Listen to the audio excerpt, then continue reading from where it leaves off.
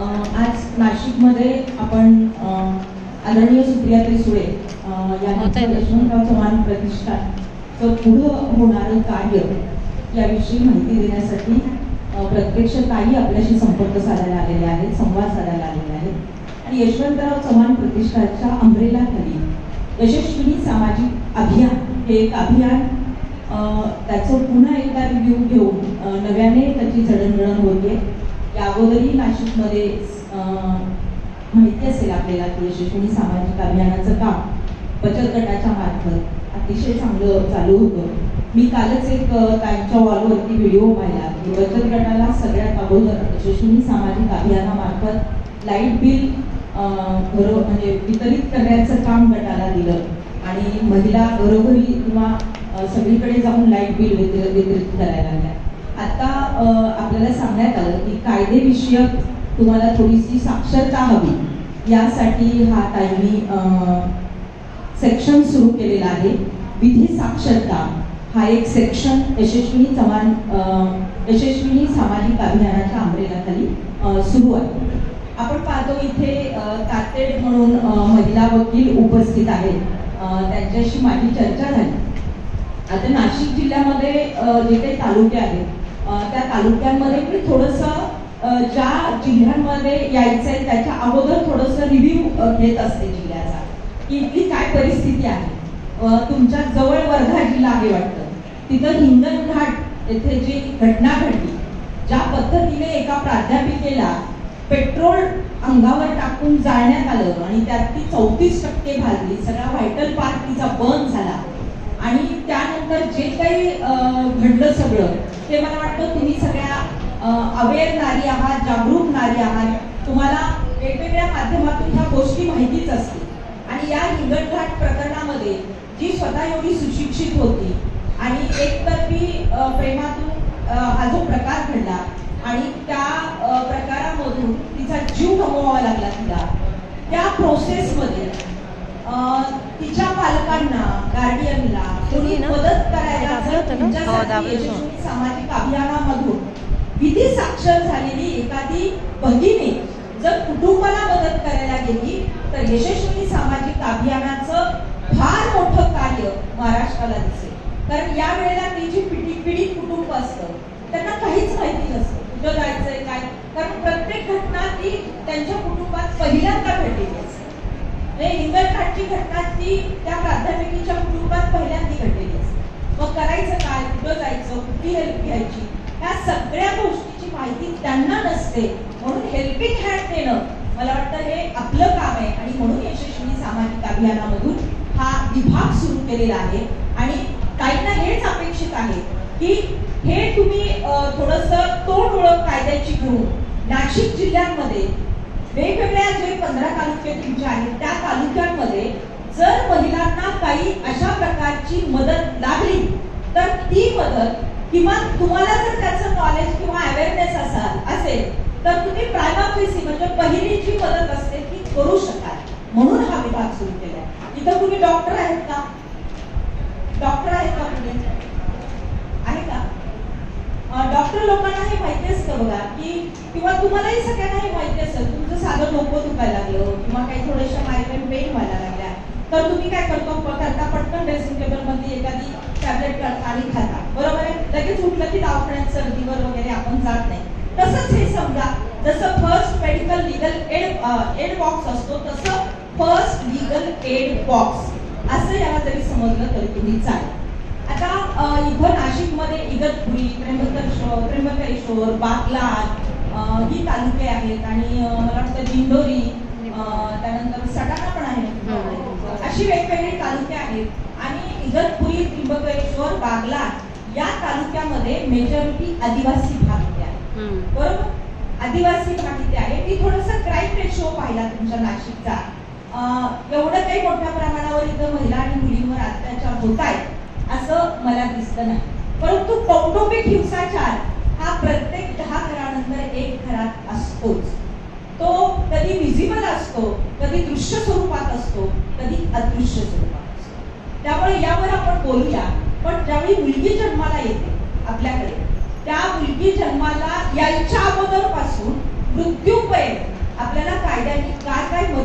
वाचलेली आहे. आपण नेहमी म्हणतो की कायद्याचं एवढं मोठं छत्र आपल्या महिलांच्या डोक्यावर आहे, एवढी मोठी सावली आपल्या महिलांच्या डोक्यावर आहे, तरी पण कुठंही महिलांवर आणि मुलींवर होणारे अत्याचार किंवा वेगवेगळ्या पद्धतीनं, मग ते मालमत्तेच्या स्वरूपामध्ये असतील, जन्माला यायच्या स्वरूपामध्ये असतील, गर्भात असतील, बाहेर आल्यानंतर विवाह केल्यानंतर असतील, तरुणपणी असतील, म्हातारपणी असतील, कुठंही कमी झालेले आपल्याला का दिसत नाही? तर त्याची योग्य ती अंमलबजावणी आणि सगळ्या ज्या ह्या पॅरलल पिलर्स असतात, मग ते न्याय व्यवस्था असेल, पोलीस यंत्रणा असेल, ऍडमिनिस्ट्रेशन असेल, हे आणि पीडिता यांना सगळ्यांना यामध्ये माहिती थोडीशी कमी असते आणि त्यामुळे प्रत्येक ठिकाणी हे असं इथं असं का हे बोलायला कुणी नसतं. म्हणून मला वाटतं की हे सगळं जरी शेकडोनी कायदे आपल्यासाठी झालेले असले तरी अंमलबजावणीचा लकवा या कायद्याच्या धोरणांमध्ये आहे. आणि म्हणून मला वाटतं यशस्वी सामाजिक अभियानाच्या तुम्ही ज्या काही इथं 50-60 महिला उपस्थित आहात त्यांना जर थोडीफार कायद्याची ओळख झाली तर उद्या चालून तुम्ही 15 तालुक्यांमध्ये जिथं जिथं काही अशा प्रकारच्या घटना घडतील तिथं आपण मदत करू शकाल. आता नाशिक जिल्ह्यामध्ये मुला आणि मुलीचं प्रमाण फार काही डिफरन्स नाहीये, इथं चांगलं प्रमाण आहे, मोठ्या प्रमाणावर इथं सुशिक्षित महिला आहेत. जरी आदिवासी पाडे का असले तरी सुद्धा एकीकडे सुशिक्षित महिला आहेत. तरी पण आपण सगळ्या महाराष्ट्राचा जर विचार केला तर अजूनही मुलांच्या संख्येत मुलींचं घट्ट प्रमाण हा काळजीचा विषय. तुमच्या नाशिक जिल्ह्यात सुद्धा अनेक अशा घटना घडलेल्या असतील की जिथं मुलगा की मुलगी हे पाहिलं जातं आणि गर्भातच कधी कधी मुलीचा गर्भ सेक्स डिटर्मिनेशन करून मारला जातो. मग तो मुलीचा आहे म्हणून मारला जातो. तर यावर काम करणं सुद्धा आपली गरज आहे. इथं जर एखादा डॉक्टर आले असतील तर आपण त्यांना सांगू शकतो की गर्भलिंगपूर्व जो परीक्षण कायदा आहे, प्रसूतपूर्व लिंग परीक्षण जो कायदा आहे, त्या कायद्यामध्ये ज्या तरतुदी आहेत त्यामध्ये येस फॉर्म जो असतो तो स्त्रीरोग तज्ञ भरतात का? तुमच्या नाशिक जिल्ह्याचंच काही उदाहरणं मी वाचलेली आहेत की इथं अगदी म्हणजे BMS वाले सुद्धा प्रॅक्टिस करतात, सोनोग्राफी करतात, सेक्स डिटर्मिनेशन करतात. मी 2-3 वर्षापूर्वी इथल्या एका डॉक्टरला पकडलेलं पण पेपरमध्ये वाचलं होतं, आता मला एवढं लक्षात नाही. तर सोनोग्राफी करत होते, बरोबर आहे, खूप काढलं होतं ते. तर तुम्ही यशस्वी सामाजिक अभियानाच्या तालुका समन्वयक म्हणून, जिल्हा समन्वयक म्हणून तुमच्या तालुक्यामध्ये, तुमच्या जिल्ह्यामध्ये जर अशी माल प्रॅक्टिस कुठं चालू असेल आणि सोनोग्राफी दुसऱ्या जिल्ह्यात होत नाही म्हणून दुसऱ्या जिल्ह्यातले लोक जर इथल्या सोनोग्राफी सेंटरला प्रेफरन्स देत असतील तर ते सोनोग्राफी सेंटर ऑथराइज्ड आहे का? शासनाची त्याला परमिशन आहे का? रेकॉग्नाइज्ड आहे का? ते शासनाचे जे रूल्स म्हणजे नियम आणि कायदे आहेत ते पाळताय का ते सोनोग्राफी सेंटर? तिथं रेडिओलॉजिस्ट म्हणजे सोनोलॉजिस्ट जो असतो तो तितका ट्रेन्ड आहे का? त्याची डिग्री आहे का? हे सगळं पाहणं. यशफॉर्म दवाखान्यात भरून घेतले जातात का? की इथं सेक्स डिटर्मिनेशन केलं जात नाही, नुसतं पाठी लावणं वेगळं, परंतु फॉर्म भरून घेतले जातात का याच्यावर वॉच ठेवणं आणि याच्यावर मॉनिटरिंग करणं हे मला वाटतं यशस्वी सामाजिक अभियानाच्या सदस्या म्हणून तुमचं काम भविष्यात असावं हे त्यांना अभिप्रेत आहे. आणि जर अशा प्रकारे कुठं माल प्रॅक्टिस होत असेल तर पहिल्यांदा काय करायचं हे पण तुम्हाला माहिती पाहिजे ना. ठीक आहे, कायदे कलम तुम्हाला माहिती आहेत, समजा तुम्ही गुगलवर सर्च करून माहिती घेऊ शकता, परंतु जर असा डॉक्टर तुम्हाला कुठं आढळून आला, असं पेशंट तुम्ही डेकॉय म्हणजे जसं आम्ही कराडमध्ये गेलो होतो तिथं जिल्हा समन्वयिका स्वतः म्हणल्या की मी डेकॉय म्हणून गेले होते. म्हणजे कसं की त्या स्वतः प्रेग्नंट नव्हत्या परंतु प्रेग्नंट असल्याचं सोंग घेऊन त्या दवाखान्यात गेल्या आणि त्यांनी विचारलं की मला इथं मुलगा आहे का मुलगी हे पाहायचंय. तर तिथं येस म्हणाले, ते आपण पाहू म्हणाले. त्याला काय म्हणायचं? डेकॉय. आणि स्टिक ऑपरेशन झालं तिथं. कसं झालं स्टिक ऑपरेशन? की इथं सोनोग्राफी मध्ये हे पाहिलं जातं की मुलाचा गर्भ आहे का मुलीचा गर्भ आहे, म्हणजे तिथं माल प्रॅक्टिस चालू आहे. हे काम मला वाटतं तुमचे आणि तुम्ही या दृष्टीने जागरूक असणं महत्वाचं. जर तिथं अशा प्रकारची माल प्रॅक्टिस चालली असेल तर काय करायचं हेही प्रश्न तुम्हाला पडतो. तर पहिल्यांदा तुमचे जे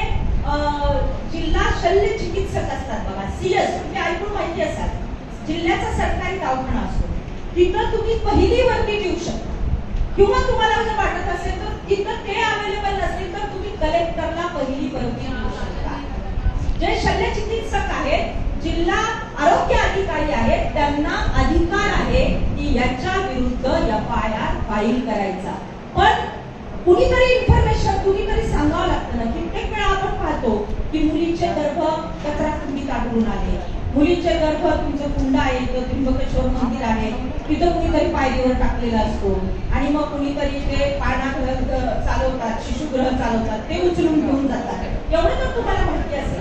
तर अशा वेळेला तुम्ही CS ला कळवणं, कलेक्टरला कळवणं आणि स्वतः पुढे होऊन, म्हणजे काय, छत्रपती शिवाजी महाराज दुसऱ्याच्या घरात जन्माला यावे, माझ्या घरात नको, ही जी भूमिका आपली असते ना, ती जर आपण सोडून दिली तर हे जे सगळे कायदे आहेत आपल्याला, त्याचं इतकं मोठं आपल्याला जे कवच कुंडल मिळालं आहे ते खऱ्या अर्थानं प्रत्येक आमच्या भगिनीच्या आयुष्यामध्ये तिला भोगायला मिळेल. आणि संविधानाने जो आर्टिकल 14(1) नुसार अधिकार दिलेला आहे की मग ती हिंदू स्त्री असेल किंवा मुस्लिम स्त्री असेल किंवा ख्रिश्चन स्त्री असेल, ईसाई स्त्री असेल, प्रत्येकीला जगण्याचा अधिकार आहे आणि तो पुरुषा इतकाच आहे आणि तितकंच आनंदाने जीवन जगण्याचा आयुष्यभर तिला अधिकार आहे. हे जो समान अधिकार दिलेला आहे त्याची खऱ्या अर्थानं अंमलबजावणी अशा पद्धतीने होऊ शकते. म्हणजे मला सांगायचा मुद्दा काय की तुम्ही पहिल्यांदा कंप्लेंट कुठं केली पाहिजे, CS ला केली पाहिजे किंवा कलेक्टरला केली पाहिजे. हा भाग झाला. त्यानंतर आता तुम्हाला मी दुसरा भाग सांगते. मूल जन्माला येतं, मग ती मुलगी असेल तर आता मोठ्या प्रमाणावर तिचं स्वागत केलं जातं. मी तुमचा नाशिक जिल्ह्याचा थोडाफार आढावा घेत होते. तर तुमच्या नाशिक जिल्ह्यामध्ये आदिवासी पाड्यांमध्ये तुमच्यापेक्षा जास्त मुलींना तिथं स्वातंत्र्य दिलं जातं. कपडे घालण्याचं स्वातंत्र्य, दागिने घालण्याचं स्वातंत्र्य, काय कपडे घालायचे त्याचं स्वातंत्र्य, संस्कृतीचं स्वातंत्र्य. म्हणजे खऱ्या अर्थानं संस्कृतीचं जतन आणि संवर्धन जर कुठं होत असेल तर ते आदिवासी भागांमध्ये होतं आणि ते स्त्रियांकडून होतं. मग ती वारली संस्कृती असेल किंवा दुसरी कुठलीही तुमची संस्कृती असेल. आता तिथं काय होतं तेही मी तुम्हाला सांगते. आदिवासी भागामध्ये आपल्याला असं वाटतं की आदिवासीमध्ये महिलांना काहीच अधिकार नसतील, मुलींना काही जगण्याचे, पण तिथं आपल्यापेक्षा कंपॅरेटिव्हली चांगले जगण्याचे अधिकार आहेत. आणि मुलगी जन्माला आल्यानंतर तिला पाहिजे त्याप्रमाणे आदिवासी भागामध्ये ती जीवन जगू शकते. जी संस्कृती तिला जोपासायची आहे ती चांगल्या प्रमाणात ती जोपासू शकते. आपण जर एखादा दागिना घातला तर काय तिला काही शोभतं का, कशाला घालायचा, असं तिथं आदिवासी भागात नाही. त्यामुळे खऱ्या अर्थानं संविधानाचा अधिकार आणि ते आपल्या आयुष्यात कसं इम्प्लिमेंट करायचं ते आदिवासी महिलांकडून शिकावं. आणि त्यानंतर मग ती कुटुंबात वाढत असते. तिथं मुलगा आणि मुलगी हा भेद नाहीये. मुला इतकंच मुलीचं तिथं स्वागत केलं जातं आणि मुलाला आणि मुलीला इतकं स्वच्छंदी ठेवलं जातं की जर तिला वाटलं की हा मला मुलाबरोबर राहायचंय आणि मला त्याच्यापासून प्रेग्नंट व्हायचं तर ती प्रेग्नंट सुद्धा राहू शकते आणि त्याच्यानंतर लग्न करू शकते. तुम्हाला माहिती पण असेल. पण इथे एक मुद्दा आहे, मुद्दा मी हा विषय काढला की आदिवासी भागामध्ये जर एखादी आदिवासीच्या मुलीचं लग्न ठरवायचं असेल तर तिथं तिच्या आई वडिलांना वधू मूल्य दिलं जातं.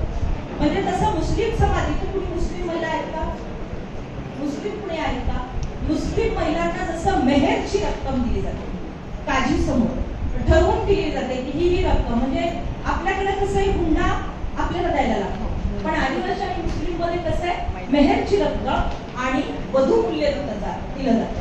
पण वधू मूल्य कशासाठी दिलं जातं की वधूकडचे जे लोक आहेत त्यांना खर्च खूप येतो आणि लग्नाचा खर्च हा म्हणजे किती मोठा विचार आहे बघा, माणुसकीचा किती मोठा विचार आहे, म्हणून तिथं वधू मूल्य दिलं जातं. परंतु जर त्या दोघांचं नाही पटलं आणि घटस्फोट जर घेण्याची वेळ आली तर ते वधू मूल्य वापस करावं अशा प्रकारचा आदिवासी भागामध्ये कायदा आहे. आदिवासी लोकांना हिंदू कायदा लागू होत नाही.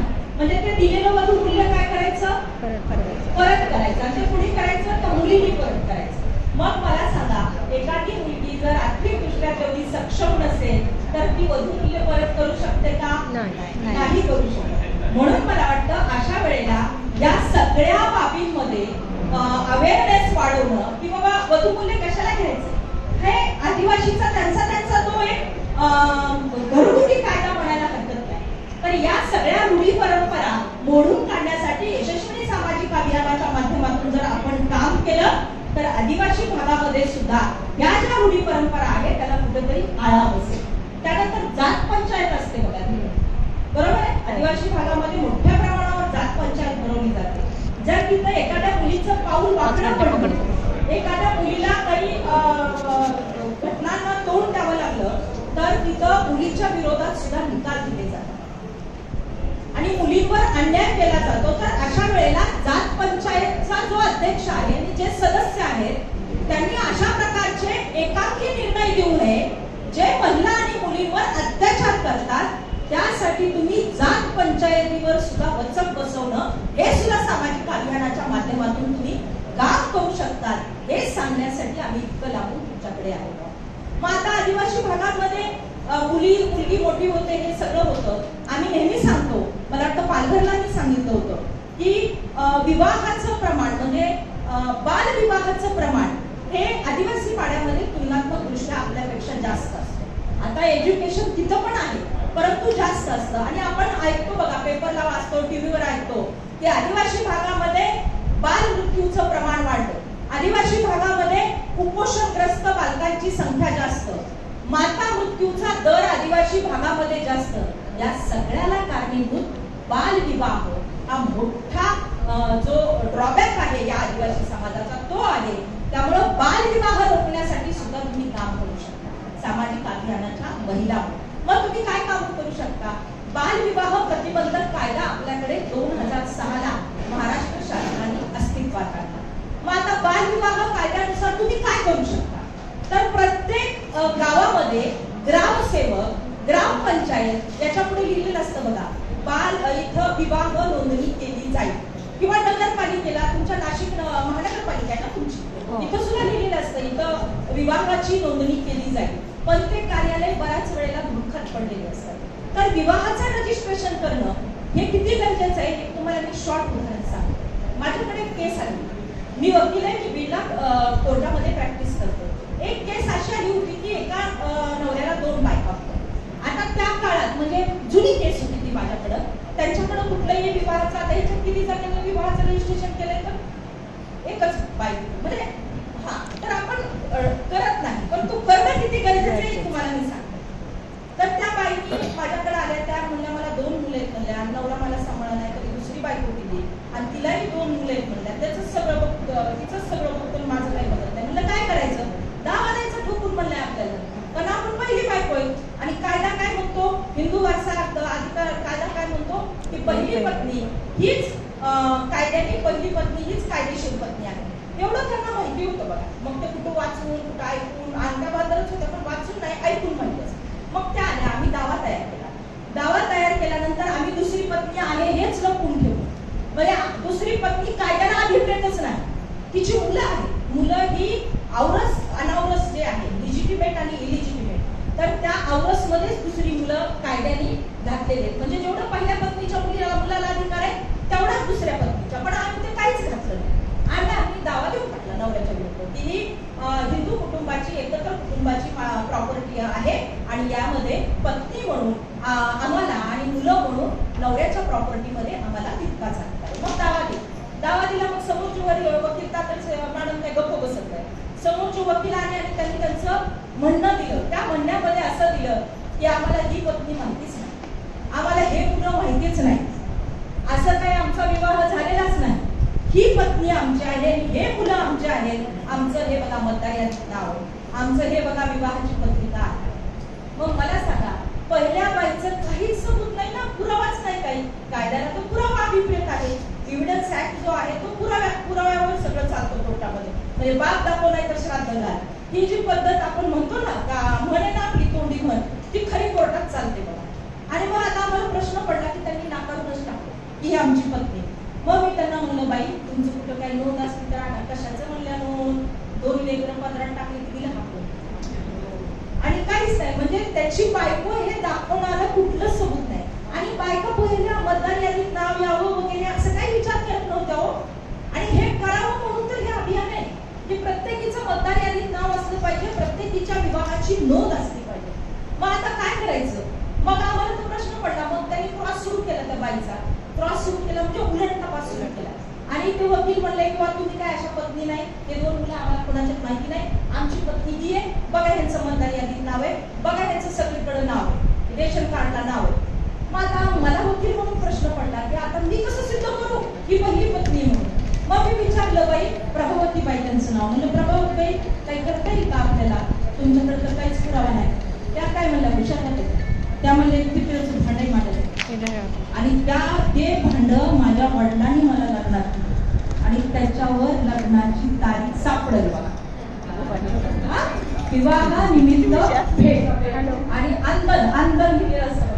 काय शब्द माहिती आहे आता हे कसं सिद्ध करायचं कोर्टात, प्रश्न आहे की नाही. मी म्हणलं ठीक आहे, आणा बघू आपण काय करायचं, पुढे बघू. ते पितळेचं भांडं पण घेऊन ये म्हणलं. त्या बाईनी तेवढं पितळेचं भांडं म्हणजे कोणतं माहितीये का, पुरवड्या वगैरे आपण करतो हटायचं. त्यांनी आणलं ते कोर्टात. आता मलाही लाज वाटायला लागली की ते कोर्टात कसं दाखवायचं पितळेचं भांडं आणि डॉक्युमेंटरी एव्हिडन्स वगैरे ते म्हणजे कागदोपत्री पुरावा हे आपण लगेच सबमिट करू शकतो ना, पण हे अवघड आहे ना. मग मी एक अर्ज दिला.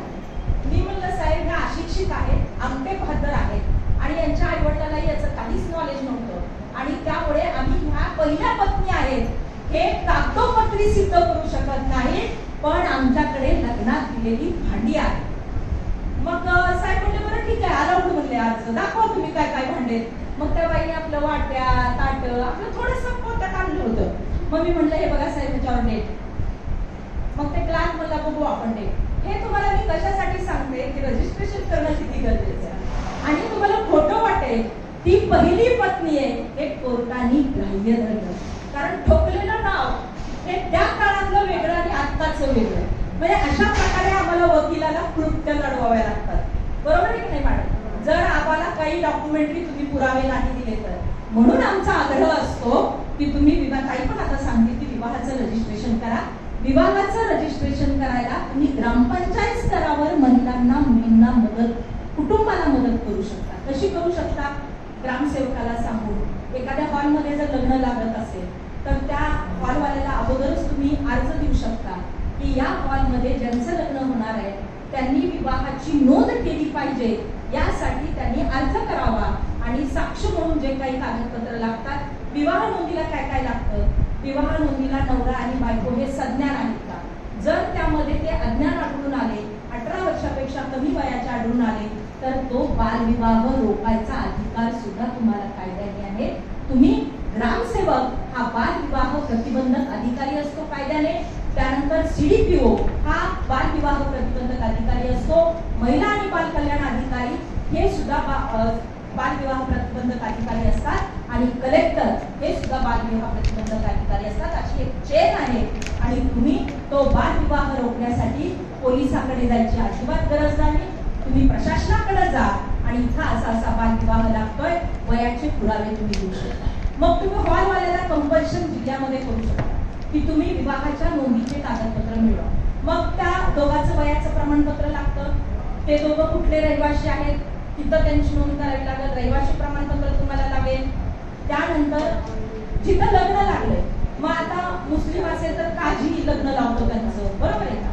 त्यानंतर एखाद्या धार्मिक स्थळात तुमचं त्र्यंबकेश्वर आहे तिथं मोठ्या प्रमाणावर लग्न लागत असतील, तिथे एक ट्रस्ट असतं बघा आणि ते ट्रस्टी विवाहाची नोंद ट्रस्ट ऑफिसमध्ये करत असतात, एक रजिस्टर असतं तिथं नोंद करत असतात आणि जे ते ट्रस्टी असतात ना त्यांना पुरावा म्हणून साक्षीदार म्हणून आपल्याला तिथे नेलं लागतं. मग त्यांचं थंब लागतं, बायोमेट्रिक पद्धत असते, त्यांचा आधार कार्ड, त्यांचं त्या दोघांचं आधार कार्ड, यांचे 2 साक्षीदार एवढं तिथं सबमिट केलं की आपल्याला वेळ देतात आणि आपल्याला विवाहाचं सर्टिफिकेट मिळतं. त्यानंतर दुय्यम निबंधक कार्यालयामध्ये सुद्धा जे आपण रजिस्टर करतो ना, रजिस्टर ऑफिसला जाऊन प्लॉटची घराची, तिथं सुद्धा विवाह नोंदणी कार्यालय असतं, तिथं सुद्धा तुम्ही हे करू शकता. हे सांगण्याचं तात्पर्य हे की यशस्वी सामाजिक अभियानाच्या सदस्य म्हणून तुम्ही स्वतःचंही विवाहाचं रजिस्ट्रेशन करा आणि तुमच्या आजूबाजूला जर बालविवाह घडत असतील तर ते रोखण्यासाठी तुम्ही हे सगळं करू शकता. आणि प्रत्येक बाईचं हे विवाहाचं रजिस्ट्रेशन आदिवासी पाड्यात सुद्धा झालं पाहिजे, कारण आदिवासी भागात कुठलेही हिंदूंचे कायदे लागू नसल्यामुळे इनडायरेक्टली म्हणजे अदृश्यपणे महिलांवर तिथे मोठ्या प्रमाणावर अत्याचार होतात. त्यामुळे 2 लग्न 4 लग्न जसं मुस्लिम लोकात म्हणतात 4 लग्न, खरं तर कायद्याने ते अभिप्रेतच नाही. तलाक तलाक तलाक म्हटलं की झालं, असं नाही. कायदा असं म्हणतो की ज्या काजीने लग्न लावलंय त्याच्याबरोबर काहीतरी समेट घडते का ते बघितलं पाहिजे, साक्षीदार बसले पाहिजे, बैठका झाल्या पाहिजे, आणि जर नाही झालं तर कोर्टातून घटस्फोट घेतला पाहिजे. तलाक तलाक तलाक म्हणण्याला कुठलाही कायदेशीर आधार नाही. पण बोली भाषेत म्हणलं जातं, काय बाबा मुस्लिम लोकात तलाक तलाक तलाक म्हणलं की झालं. मग फोनवर जरी म्हणलं आरपीएडी सुद्धा कायद्याला मान्य नाही. हे तुम्हाला माहिती पाहिजे, कारण मालेगाव तुमच्या जिल्ह्यात येतं ना, मालेगाव तालुका मोठ्या प्रमाणावर तो मुस्लिम समाज आहे. आणि यासाठी मालेगावहून कोणी आलंय का? मालेगावच्या ताईंनी हे ऐकणं महत्वाचं आहे की मुस्लिम महिलांना मालमत्तेमध्ये सुद्धा तेवढाच अधिकार आहे. खूप असा समाजामध्ये गैरसमज आहे की मुस्लिम महिलांना कुत्र्या मांजण्यासारखी वागणूक मिळते, त्यांच्याकडे काय 15-15, 20-20 मुलं, 4-4, 5-5 बाई. अलाऊ नाही कायद्यामध्ये. आपल्याकडे म्हणजे शिया सुन्नी पंथ जो आहे तो आता मालेगावला मला वाटतं हनिफा नावाचे जास्त लोक राहतात, आणि त्यांचे कायदे काय आहेत? तिथल्या बायकांना अधिकार आहे का नवऱ्याच्या प्रॉपर्टी? तो आहे. विधवांना सुद्धा आहे. मुलं असतील तर 8 पट म्हणजे 4 आहे, आणि मुलं नसतील तर 8 पट आहे. इतका मालमत्तेमध्ये अधिकार आहे. परंतु मुस्लिम महिलांना उगाच गैरसमज आहे की आमच्यासाठी काहीच नाही. त्यामुळे मला वाटतं यामध्ये जागृती तुम्ही उलट मालेगावला एखादा कायदेशीर शिबिर घ्या आणि तिथं मुस्लिम महिलांच्या कायद्यावर बोलायला कुणाला तरी बोलवा. यशस्वी सामाजिक अभियानाच्या माध्यमातून मुस्लिम महिलांमध्ये अवेअरनेस निर्माण करणं हे सुद्धा मला वाटतं फार मोठी गरज आता बनत चाललेली आहे. आता आपण कुठपर्यंत आलो होतो? बालविवाहाकडे. बालविवाहाचं रजिस्ट्रेशनचं समजलं ना, कुणाला काही शंका आहे का यामध्ये? की रजिस्ट्रेशन झालं पाहिजे, तुम्ही स्वतःहून केलं पाहिजे आणि मैत्रिणींचं पण केलं पाहिजे. आणि बालविवाह रोखण्यासाठी जे जे काही तुम्ही कलेक्टरला निवेदन देऊ शकता की जिल्ह्यातल्या प्रत्येक सभागृह जे लग्न लावतात मंगल कार्यालय त्यांना कंपल्सरी करा की विवाहाची नोंद केली तरच आमचं कार्यालय बुक होईल, नाहीतर बुक होणार नाही. विसार जो ऍडव्हान्स घेतानाच हे सगळं करा. त्यानंतर मी नाशिकमध्ये वाचलं की इथं अल्पवयीन मुलींवर अत्याचार होण्याचं मोठ्या प्रमाणावर प्रमाण आहे. इथं बलात्कार होतात असं मी ऐकलेलं आहे. मला वाटतं यासाठी सुद्धा तुम्ही एक महिला म्हणून काय मदत करू शकता यशस्वी सामाजिक अभियानाच्या माध्यमातून? पोक्सो ऍक्ट कोणाला माहिती आहे? बाल लैंगिक अत्याचार प्रतिबंधक कायदा. मी साधं करून सांगते तुम्हाला. निर्भयाची जी केस झाली होती दिल्लीमध्ये आणि त्याच्यानंतर वर्मा कमिटीची स्थापना झाली आणि पोक्सो ऍक्ट आला. म्हणजे लोकांना हेच माहिती नव्हतं की बालकांवर अत्याचार होतात. तुम्हाला असा गैरसमज असेल की अत्याचार फक्त मुलींवर होतात, मुलांवर पण लैंगिक अत्याचार होतात आणि ते कुटुंबातील सदस्याकडूनच होतात. तुम्हाला एक साधं उदाहरण सांगते. एक बालक माझ्याकडे आला होता जो 6 ते 7 वर्षाचा होता. तो आला, त्याला त्याची शेजारची माणसं घेऊन आले होते. तो मला, मॅडम मला तुमच्याशी बोलायचं. म्हणलं काय बोलायचं? एकटीला बोलायचं. म्हणलं काय बोलायचं? तर तो म्हणला सगळीकडे म्हणलं जातं की मुलीवरच लैंगिक अत्याचार होतात, मुलीवरच बलात्कार. माझ्यावर रोज बलात्कार होतो. म्हणलं कोण करतोय? माझा सावत्र बाप रोज मला म्हणतो असं कर तसं कर, असं कर तसं कर. आता मी मला की तर सांगणं उचित वाटणार नाही. तोंडात हे करण ते करण, रात्रभर हे कर ते कर. मी म्हणतो तू कसं सहन करतो? काय करणार? म्हणला माझी आई गेली पळून, त्यांनी दुसरी म्हणजे काय ते सांगतो सावत्र न बाप आहे माझा, तो असा त्रास देतो आणि माझी आई पळून गेली त्या सगळ्या जाचाला कंटाळून, आणि मीच राहिलो याच्याजवळ. मी हॉटेलमध्ये काम करतो आणि 4 पैसे कमवतो बापाला आणून देतो आणि तो माझ्याकडून असं करून देतो. म्हणजे पोक्सो जो कायदा आहे ना, सांगण्याचा तात्पर्य असं की पोक्सो हा जो कायदा आहे तो मुलींसाठीच फक्त नाही आहे, मुलांसाठी सुद्धा आहे जे बालक आहे. आणि या बालकांवर जर मला कुणी सांगितलं की अशा लैंगिक अत्याचार आमच्यावर होत आहेत, असा आम्हाला त्रास दिला जातोय, तर तुम्ही पोक्सो कायद्याअंतर्गत बालकांच्या बाजूने सुद्धा लढू शकता. आणि यासाठी हा जो बाल लैंगिक अत्याचार प्रतिबंधक कायदा आहे तो फक्त मुलींसाठीच आहे. हा जो गैरसमज आहे तो दूर करण्यासाठी आमचं काम. म्हणून मुलांसाठी सुद्धा अधिकार आहे. अनेक बालकामगार जे हॉटेलमध्ये काम करतात त्यांच्यावर अशा वेळी येतात, तर त्यासाठी तुम्ही काम केलं पाहिजे. आता हे पोक्सोचं उदाहरण झालं. आपण अनेक वेळा बघतो की जसा हा ऍक्ट झाला बाल लैंगिक अत्याचार प्रतिबंधक कायदा, तसं तुम्ही पेपरला किंवा मीडियाच्या माध्यमातून ऐकत असाल बघा. इथं घडलं, इथं अल्पवयीन मुलीवर अत्याचार केले, तिला पळवून नेलं, तिच्याशी लग्न लावलं आणि मग पोलीस स्टेशन समोर हजर केलं आई वडिलांनी मिसिंगची कंप्लेंट 363ची कंप्लेंट दिली, मग काय करतात आई वडील? आपली मुलगी जर पळून गेली, तुम्हाला एक उदाहरण सांगते. अहमदपूरचा एका पालकाचा मला फोन आला. उदाहरण दिलं तर जास्त लक्षात येईल. अहमदपूरचा एका मला पालकाचा फोन आला. ते मला म्हणले, ताई मी माझी मुलगी हरवली म्हणून 1 महिन्यापूर्वी पोलीस स्टेशनला अहमदपूरच्या कंप्लेंट. बरोबर. मग मी म्हणलं तुम्हाला कोणावर संशय होता? तर संशय म्हणून आमच्या शेजारी मुस्लिम मुलगा आहे 23 वर्षाचा, त्याला ऑलरेडी 2 मुलं आहेत, त्यांचं मी नाव. मग पोलिसांनी काय करायला पाहिजे? ट्रेस केलं पाहिजे. पण आता तरुण मुले इतके म्हणजे काय आपल्यापेक्षा पुढचे माइंड वापरतात. ती मुलं काय करतात? जो मोबाईल असतो ना तो मित्राचा वापरतात, स्वतःच्या नावावरचं कार्ड फेकून देतात. त्यामुळे ट्रेस आउट होत नाही, लोकेशन ट्रेस आउट होत नाही. मग मी तिथल्या आयोला फोन लावला तर ते मला काय म्हणाले की मॅडम हे दोघं कुठं गेले सापडतच नाही.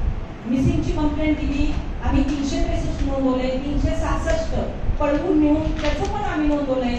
आता आल्यानंतर 376 पण नोंदवू, कारण मुलगी जर नाबालिग असेल, 18 वर्षाची असेल, तिच्यावर संमतीनं जरी लैंगिक संबंध ठेवले तरी तो बलात्कार असतो. हे पण तुम्ही लक्षात ठेवा.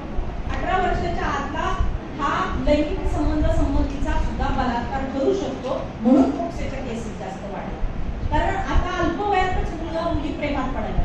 तुम्ही ऐकलं असेल 7-8 वर्षाची मुलं मुलीच प्रेमात पडतात. त्यामुळे इतकं काम वाढलं ना आपल्यासारख्या, आता आपण सगळ्या मिडल स्टेजला, आपलं इतकं काम वाढलं की आताची जनरेशन इतकी मिसगाईड व्हायला लागली. तुम्हाला एक उदाहरण सांगते. आणि मग त्यांना पोलीस स्टेशनला हजर कसं करायचं हा प्रश्न. 1 महिना झाला. ते म्हणले पालक आम्ही घर सोडून निघून, गाव सोडून निघून. का? तर 23 वर्षाच्या मुस्लिम पोराबरोबर आमची पोरगी पळून गेली असं गावात होतं. अजूनही त्या मुलाचा मुलीचा पत्ता नाही. मग मला सांगा या पालकाचा काय दोष आहे? त्यांना रक्त गाव सोडून पुण्याला यावं लागलं. आता दुसरे उदाहरण सांग. आमच्याच बीड तालुक्यातलं एक उदाहरण. एक सरपंच होते, त्या सरपंचाच्या भावाची मुलगी गावातल्या एका मुलाबरोबर पळून, तिचं वय वर्ष 14. मग ती पळून गेली तर मग ते माझ्याकडे आहे. म्हणजे आम्ही सगळं केलंय, मी पोक्सो केलंय, सगळं केलंय आणि 366 केले, 363 केले. आता आलं पोक्सो लावायचं. ते दोघं स्वतःहून पोलीस स्टेशनला हजर. त्या मुलीनी पोलीस स्टेशनला स्टेटमेंट दिली की मी स्वतःहून या मुलाबरोबर पळून गेलेली आहे, माझं या मुलाबरोबर प्रेम आहे, आम्ही आळंदीला जाऊन लग्न केले. प्रेमी युग सगळे आळंदीला जातात. ऐकून म्हणजे तिथं काय माहित आहे मला, काय करायचं की लग्न लावायचं आणि आम्ही लग्न केलं. आता हे लग्न बेकायदेशीर आहे की नाही? पण त्यांचं म्हणणं आम्ही लग्न लावले. मग आता तिथं ज्यांनी लग्न लावले ते गुन्हेगार आहेत का नाही त्याच्यात? बालविवाह लावला म्हणून. मग हे सगळं काम मला वाटतं तुमचं आहे. तुमच्या जर जिल्ह्यात असं कुठं काही घडत असेल, समाज सुदृढ असावा, निकोप असावा, हे आणि येणारी पिढीचं पालन पोषण हे चांगलं व्हावं यासाठी मला वाटतं आपल्या जबाबदाऱ्या आहेत आणि आपण ह्या जबाबदाऱ्या जर स्वतःहून घेतल्या तर अशा घटना घडत येणार. त्या पोरीने कसं सांगितलं पोलीस स्टेशन, तिने जबाब कसा दिला? आता ती पोक्सोची केस तर वडिलांनी केली होती. आता ही नाबालिग म्हणून हिचं म्हणणं कुणी ऐकतंय का? नाही आहे. मग 164 CRPC प्रमाणे मॅजिस्ट्रेट समोर जबाब द्यायचा. एक कुठं असतो? Police station. आणि त्याची सत्यता पडताळायला एक कोर्टासमोर असतो. तिथे एक फार वर्निबल ऑफिस म्हणून असतं. अगदी आपला दिवाणखाना कसं असतो तसं सजवलेलं असतं. आणि तिथं अतिशय भयमुक्त वातावरण, म्हणजे कोर्टाची जी भीती आहे ती वाटू नये म्हणून त्या मुलीला एकदम छान घरातल्यासारखं वातावरण दिलं जातं. आरोपीला दुसऱ्या दारातून आणलं जातं. म्हणजे आरोपीची त्या दोघांची भेट होईल. त्यांना आरोपी चलता चलता धमक्या देतात पायऱ्यावर, इथेच का माझ्या विरोधात जबाब बोलून देतो मी तुला, तुझं खानदान सगळं उद्ध्वस्त करी म्हणतात का नाही? हा, त्याच्यामुळे हे कायद्याने सगळं केलेलं शासनाने. तर त्या मुलीला जबाब शिकवा म्हणून मला चुलत्याचा फोन आला सरपंच, मॅडम तुम्ही त्या चुलत्याला त्या मुलीला जबाब शिकवा, आपल्याला त्या पोराला शिक्षा द्यायची. कारण सगळं नाव मी सरपंच आहे, गावचा कारभार हाकतो आणि आमच्या घरातली पोरगी अशी पळून गेली म्हणजे माझं नाक खाली झालं. बरोबर आहे? राजकीय दृष्ट्या, सामाजिक दृष्ट्या बरोबर मी शिकवतो. योगायोगाने ती मुलगी अशा NGO मध्ये राहत होती की जिथं मीच काम करते. मला माहिती होतं की मुलगी इथं राहते. मग मी तिथे ती अधीक्षक आहे त्यांना म्हणलं कधी घेऊन येणार आहे? ते म्हणजे मॅडम आम्ही सांगितलं. मग मी तिला म्हटलं दीदी इकडे म्हटलं तू हे जोडवे आणि मंगळसूत्र काढ म्हणून. ती म्हणजे तुम्ही काय सांगायला लागला? ते जोडवं मंगळसूत्र माझ्या नवऱ्याने घातलं. तुझं किती वय?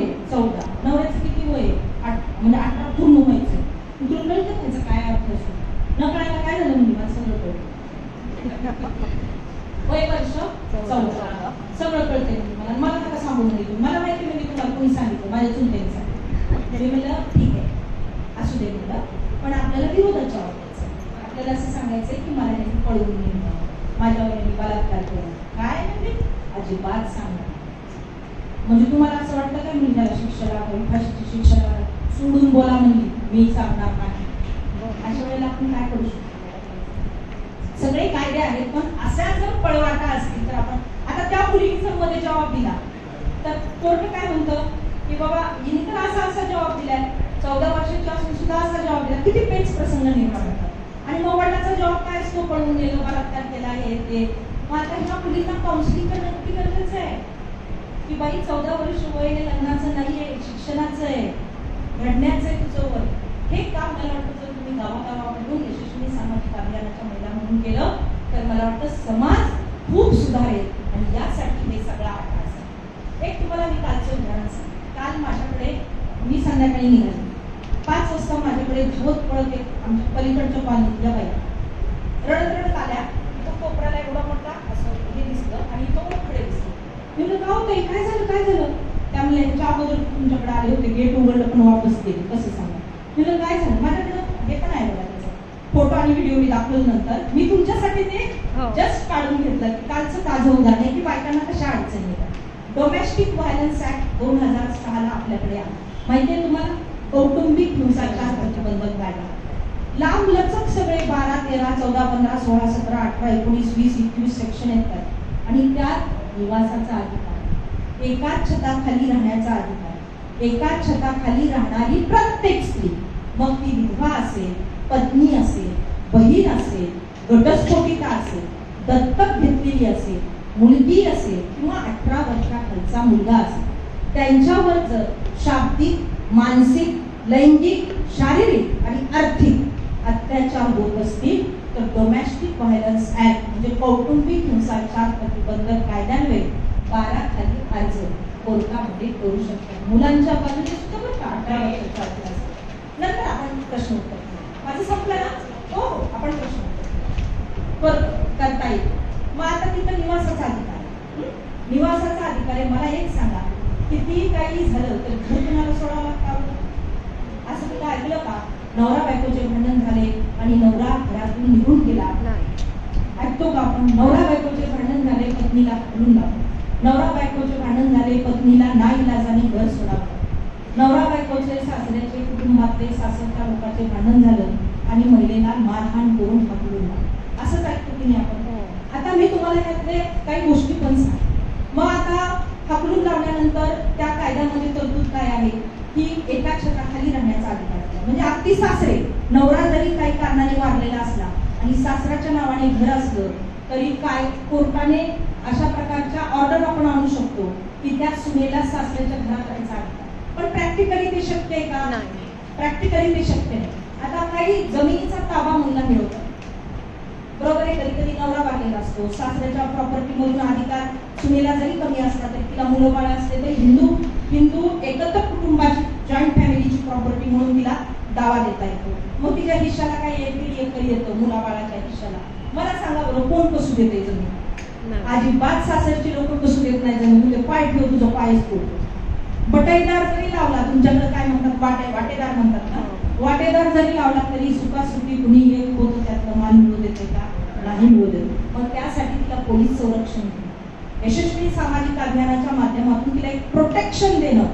आता एकल महिलांची संख्या खूप वाढली, खूप विवाहिता आता घटस्फोटिता झालेल्या आहेत, खूप जणी आता कोरोनामध्ये खूप जणींचे पती वाढले. त्यामुळे एकल महिला ज्या आहेत त्यांची संख्या वाढली आहे आणि त्यांना जगण्याचा प्रश्न आहे, आर्थिकदृष्ट्या सक्षम होण्याचा प्रश्न आहे. आणि जर काही किडूक सासरच्या लोकांकडून प्रॉपर्टी मिळाली तर त्याचं संरक्षण करणं हा सुद्धा मोठा आवासून महिलांच्या पुढे प्रश्न उभा आहे. आणि मला वाटतं तुम्ही यशस्वी सामाजिक अभियानाच्या माध्यमातून जर यासाठी हेल्प केली की पोलीस यंत्रणा, पोलिसांचं संरक्षण देऊन त्यांना ताबा घ्यायला लावणं, पेरायला लावणं, मशागत करायला लावणं, काढायला लावणं, यात सुद्धा बाबी तुम्ही करू शकता. मालमत्तेमध्ये तिला अधिकार मिळावा म्हणून कोर्टामध्ये केस फाईल करण्यापासून त्याचा निकाल लागेपर्यंत सुद्धा तुम्ही मदत करू शकता. जरी निकाल लागला तरी प्रत्यक्ष ताबा, प्रत्यक्ष उत्पन्न घेणं त्याही बाबी सोप्या.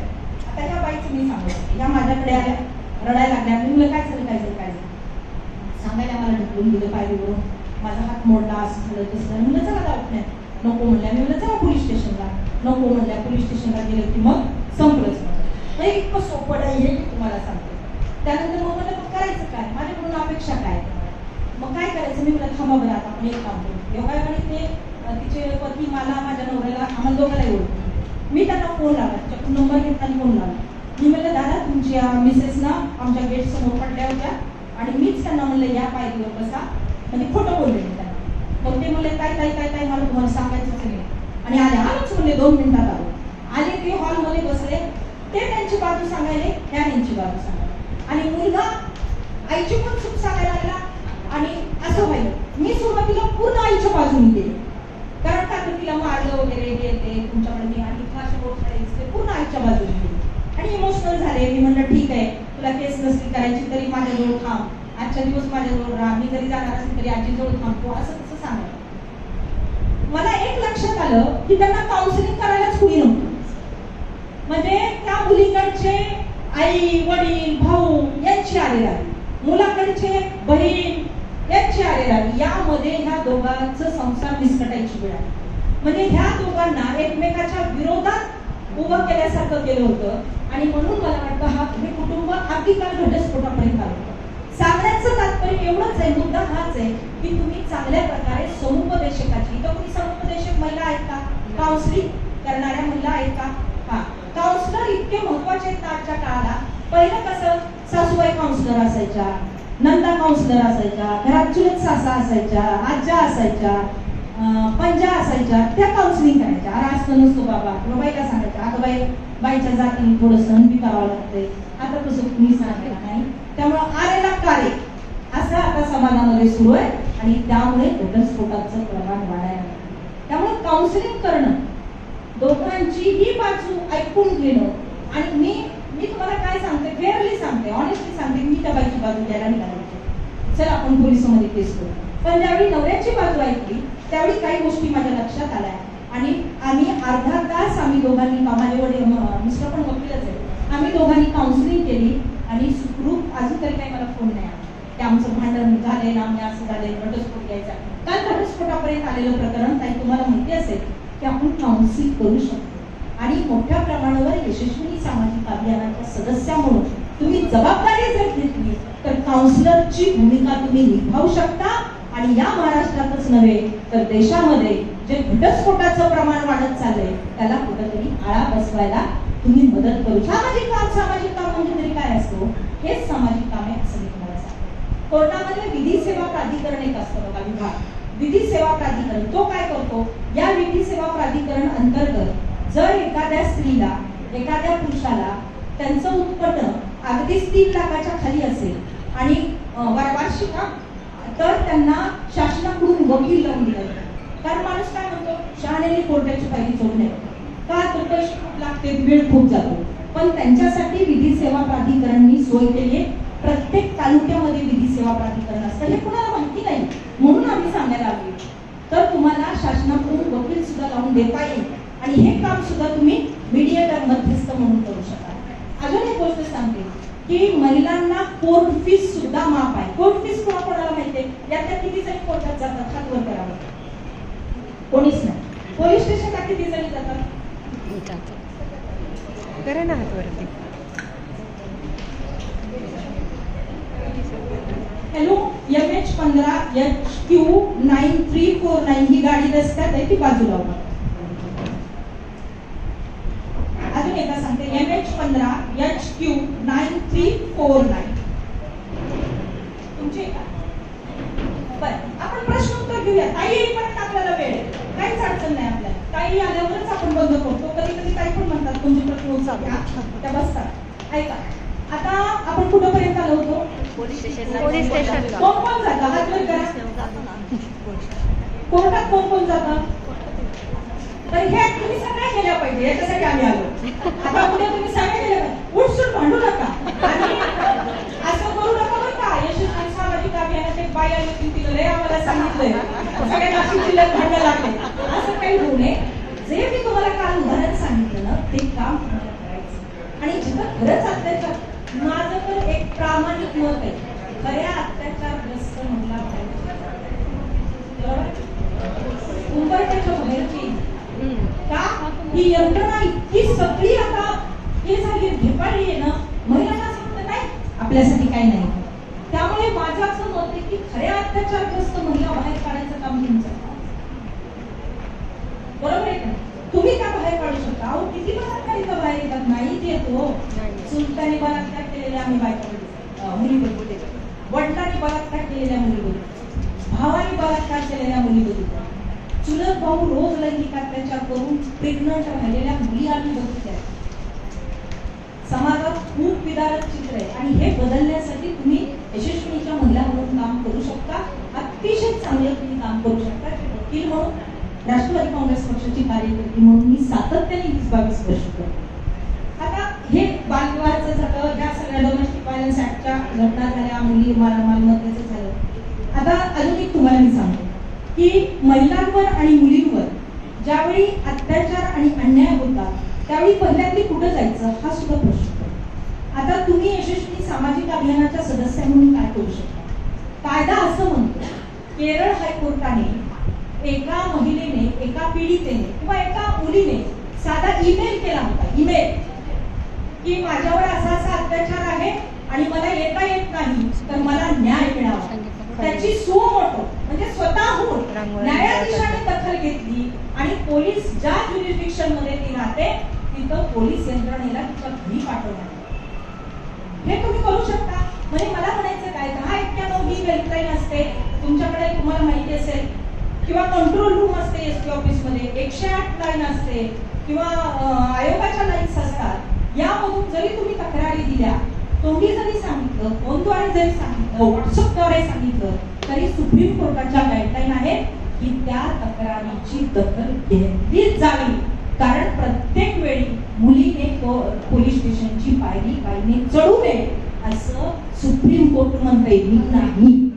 मी आता ताईला म्हणलं की तुमच्याकडे सखी वन स्टॉप सेंटर आहे की नाही, पायलट प्रोजेक्ट म्हणून दिलेला आहे. तर त्या सखी वन स्टॉप सेंटर मधून त्या मुलीचं मेडिकल चेकअप, काउन्सिलिंग, तिचं शिक्षण, तिचं रिहॅबिलिटेशन, म्हणजे तिला काही तिचं पुनर्वसन करता येते का, इथंपर्यंत त्या वन स्टॉप सेंटर मध्ये तिला वकील सुद्धा लावून दिला जातो. पण हे माहितीच नसते कोणाला. त्यामुळे वन स्टॉप सेंटरचा सुद्धा फायदा तुम्ही घेऊ शकता. आता दुसरं मी तुम्हाला उदाहरण सांगते. मी तुम्हाला काय सांगितलेले की तक्रार तुम्ही ईमेलद्वारे सुद्धा करू शकता. अजून एक तुम्हाला मी पॉईंट सांगते. प्रत्येक विवाहितेला असं वाटत असतं की मला मालेगावला दिले, आता मी इगतपुरीला कशी काय तक्रार करणार, कारण तिथं गुन्हा घडला म्हणजे खून इथं झाला आणि तक्रार भिडला, असं होत नाही. असं तुमचा सगळ्यांचा समज आहे. परंतु कायद्यामध्ये 0 FIR म्हणजे 0 गुन्हाची एक तरतूद आहे. तरतूद कशी आहे तुम्हाला सांग. समजा मालेगावला जर काही अत्याचार झाला, तुम्हाला किती जणीला, तुम्हाला आसाराम बापूचं एक उदाहरण सांगते. आसाराम बापूचा आश्रम कुठं आहे? नाही, नाशिकचं नाही, राजस्थानमध्ये ना, जोधपूरला. मुख्य अहमदाबाद, गुजरात. तुम्हाला आठवते का दिल्लीच्या एका मुलीवर बलात्कार आसाराम बापूने केला म्हणून दिल्लीतून केस झाला. बलात्कार कुठे केला होता? अहमदाबादच्या आश्रमात. मग तो कसा काय FIR झाला? तर ते कारण सांगतो तुम्हाला. कायदा काय म्हणतो की जर ती मुलगी अशा केसेसमध्ये करतात, बलात्कार, खून, दरोडे अशा केसेसमध्ये, आता ती मुलगी दिल्लीला राहते, तिचे आई वडील दिल्लीला राहतात, घटना घडली अहमदाबादला, पण तिने तिच्या आई वडिलांनी दिल्लीला FIR, म्हणजे काय 0 FIR. आणि मग तो पोलीस यंत्रणा ट्रान्सफर करते आणि त्याला स्टेशन डायरीला नंबर पडतो. म्हणजे काय असेल ते सिरियल नंबर पडतो, 50, 51, 52, जो काय असेल. तुम्ही वाचत असाल FIR नंबर, गुन्हा नंबर हा रजिस्टर झाला, तुम्ही वाचत असाल. तर 0 FIR 154 CRPC प्रमाणे जो FIR त्याला 0 FIR ला हे म्हणतात. दुसरं असं की बलात्कार पीडिता असू दे, विनयभंग झालेला असू दे, ह्या मुलींची आयडेंटिटी डिस्क्लोज करायची नाही असं कायदा म्हणतो. म्हणजे कायद्याने तिचं नाव कुठंही सांगितलं जात नाही. 228A CRPC प्रमाणे तिचं नाव कुठेही डिस्क्लोज करू नये. आता आपण पत्रकार परिषद घेताना पाहतो बघा, त्या मुलींना इथं आणलं जातं, त्या मुलींची नावं जगजाहीर केले जातात, तर ते कायद्याने अभिप्रेत नाही किंवा कायदा त्याला बेकायदेशीर समजतो. तर यासाठी सुद्धा तुम्ही काम करणं गरजेचं. तिसरं असं आहे की सूर्यास्तानंतर महिलांना अटक करता येत नाही. असा 448 44 44 का 48 असा काय की त्या सूर्यास्तानंतर कुठल्याही महिलेला अटक करता येत नाही. पण जर त्या महिलेने खून केला असेल, जर त्या महिलेने असं काहीतरी कृत्य केलं असेल की जे समाजाला खूप घातक आहे आणि जो गंभीर गुन्हा आहे, तर सूर्यास्तानंतर सुद्धा एखाद्या महिला पोलिसाच्या उपस्थितीमध्ये तिला अटक करतात. पण जनरली सूर्यास्तानंतर महिलेला अटक करता येत नाही. महिलेला महिला कॉन्स्टेबलच हात लावू शकते अंगाला. तिची जर अंगझडती घ्यायची असेल, कधी कधी पंचनामा अंगझडतीचा करायचा असतो, कधी कधी इथं चरस लपवून ठेवलेलं असतं. बायकांना इझी असतं, ब्लाऊज मध्ये काहीतरी हिरवे मानकं काही लपवून ठेवतात बायका, तुम्ही ऐकत असाल बघा, काहीतरी असं लपवून ठेवतात. तर त्यावेळेला अंगझडतीचा पंचनामा एका स्त्रीनेच घ्यावा, पुरुष कॉन्स्टेबलनी हात लावणे सांगितले. बलात्कार पीडितेला घरी जाऊन तिचा जबाब घेण्याचा कायद्याने अधिकार. सिव्हिल ड्रेस मध्ये पोलीस असावे, कारण शेजाऱ्या पाजाऱ्याला कळू नये की या मुलीवर असा असा अत्याचार झाला आणि पोलीस तिला घरी रोज येईल. सिव्हिल ड्रेस मध्ये जावं आणि त्यात महिला कॉन्स्टेबल असावा. या गुन्ह्याचा तपास हा महिला अधिकाऱ्यांनी करावा. मग ती PSI असेल, PI असेल, DYSP असेल, तिथं महिला अधिकाऱ्यांनीच तिची तक्रार नोंदवून घ्यावी. हे कायद्याने बंधनकारक आहे. तर जर तिथं नसेल तर तुम्ही आवाज उठवायचं काम करायचं, व्हॉइस रेज करायचं काम तुम्हाला समाजामध्ये करायचं, तेही दुसऱ्यासाठी. आणि हे यशस्वी सामाजिक अभियान आणि हे सुप्रियातेला अपेक्षित आहे. म्हणून तुम्हाला सिलेक्टिव्ह महिलांना आता ताई 5000 महिलांचा पण मेळावा घेऊ शकते असतात, 500 महिलांना पण बोलू शकते असतात, पण 60-70 महिलांनाच का बोलवले? तर तुम्ही स्वतः तयार व्हा. यासाठी आम्हाला काही बोलवले की तुम्ही तयार करा, ट्रेनिंग द्या. हे ट्रेनिंग द्यायचं काम आमच्याकडे. आता हे झालं. स्त्रीधन कोणाकोणाला माहिती आहे? स्त्रीधन असतं म्हणजे आई वडील देतात, कुणाला नथ घालून देतात, कुणाला मंगळसूत्र देतात, कुणाला गाडी. आता गाड्या घोड्या म्हणजे हुंडा प्रतिबंधक कायदा 1961 आपल्याकडे आला, पण त्याची अंमलबजावणी कुठंच नाही. उलट हुंड्याचं प्रमाण जास्त वाढायला लागलं आणि मग स्त्रीधन म्हणून मुलीला आता खूप काय सारे गिफ्ट्स मिळतात. तर कायदा म्हणतो ते स्त्रीधन त्याची अब्सोल्यूट ओनर, पूर्ण मालकी ही ती स्त्री असा.